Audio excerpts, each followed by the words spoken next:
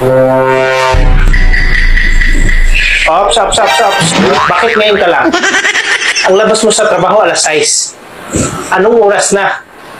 Alas 10 na. Late ka ng 4 na oras.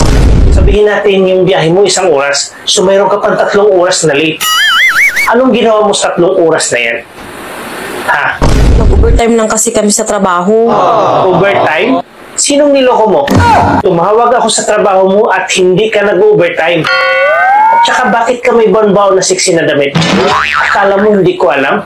Sinusuot ko lang naman yun pag nag-practice kami. Practice ba ka mo? Bakit nakita ka ng friend ko? Sexy ang suot mo at pumasok kayo sa hotel. Saan ang practice doon? Kasama kasi sa practice yun. Kasama sa practice? Bakit lalaki ang kasama mo? Partner-partner kasi kami sa practice para sa Christmas party namin. Hindi ka ba nagsisinungaling? Hindi naman ako nagsisinungaling. Isa sa mga barkada ko ang nagtatrabaho sa hotel na pinasukan nyo. May narinig silang tunog galing sa kwarto nyo. Anong tunog yun? Ungol lang yun. Kita mo na.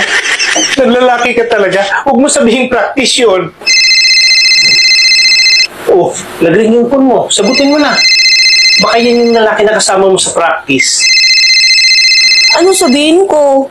Sabihin mo na huwag na niya ulit gawin yung ginawa niya sa'yo. Kasi magkakagulo lang tayo niyan eh. Hello? Sa susunod, wag mo na ako. Anong nantay mo? Sabihin mo na. Wag mo na daw akong pakialaman ha sa susunod. Hindi. Sabihin mo sa kanya kung anong ginawa niya sa'yo, banggitin mo para hindi na niya uulitin. Sa sunod, wag mo na daw ako dilaan ha.